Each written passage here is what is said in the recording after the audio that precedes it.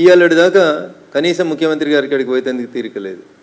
ఢిల్లీకి వెళ్ళి ఇన్ఛార్జీల మీటింగులు, గుళ్ళు బళ్ళు పూజలు పునస్కారాలు, చిన్నప్పటి దోస్తులతోటి చిట్ చాట్లు, ఇవి తప్ప ఈ రాష్ట్ర ప్రభుత్వంలో సీరియస్నెస్ అనేది కనబడతలేదు.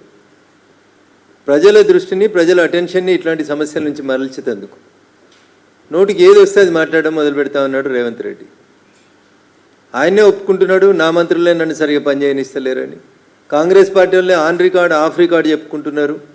మా ముఖ్యమంత్రి గారికి మాకు మధ్యలో సంబంధాలు దూరమైనాయని చెప్పుకుంటున్నారు.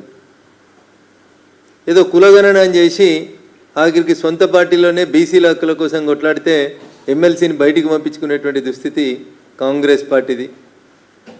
రాహుల్ గాంధీ అసలు అపాయింట్మెంట్ లేనే లేదంటే ఢిల్లీకి పోయి రాహుల్ గాంధీని కలిసినామని వాళ్ళే చెప్పుకున్నారు తప్ప నిజంగా రాహుల్ గాంధీని కలిసి ఒక్క ఫోటో ఎందుకు బయటికి రాలేదన్న? 2 గంటలు చిట్చాటి చేస్తుంది ముఖ్యమంత్రి గారికి 23 తుగ్లక్ రోడ్లో, కానీ రాహుల్ గాంధీని కలిసిన ఒక్క బొమ్మ బయటికి రిలీజ్ చేయడం రాలేదు. ఇక నేను నీ పార్టీ వాళ్ళు నమ్ముతురా నమ్ముతలేరా, నీ పరిస్థితి ఏందనేది ఒకసారి ఆలోచించుకోవాలి. వీడికి 10 సార్లు క్యాబినెట్ విస్తరణ జరుగుతుంది, పిసిసి కమిటీ జరుగుతుంది, ఏఐసిసి పెద్దలతో చర్చిస్తున్నామని చెప్తాడు. అరే నీ క్యాబినెట్ నిన్ను ఎక్స్పాన్షన్ చేసుకునేందుకు నీ పార్టీ నీకు అధిష్టానం అనుమతిస్తలేదు. దానికి నీ ముచ్చట్లు.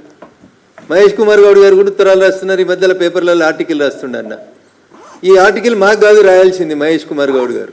మీరు రాయాల్సిన ఆర్టికల్ ఎవరికి, ఉత్తరం ఎవరికంటే రాహుల్ గాంధీ గారికి రాసి తెలంగాణలో 55% బీసీలు ఉన్నారని చెప్తున్నాయి మా లెక్కలు, ముఖ్యమంత్రిని బీసీని చేయమని ఉత్తరం రాయి, లేకపోతే 10 మంది మంత్రి పదవులు బీసీలకు ఇవ్వాలి, క్యాబినెట్ ఎక్స్పాన్షన్ చేయమని రాయి. మహేష్ అన్న పేరుకు నీకు పిసిసి అధ్యక్ష పదవి ఇచ్చిండు, ఏడుందనే మీ బీసీ మంత్రులకి మంత్రిత్వ శాఖలు, మున్సిపాలిటీకి మంత్రులు లేరు, హోంకు మంత్రులు లేరు, విద్యకి మంత్రులు లేరు, అన్నీ ఓం నమ శివాయ తప్ప ఇంకొకటి లేదు.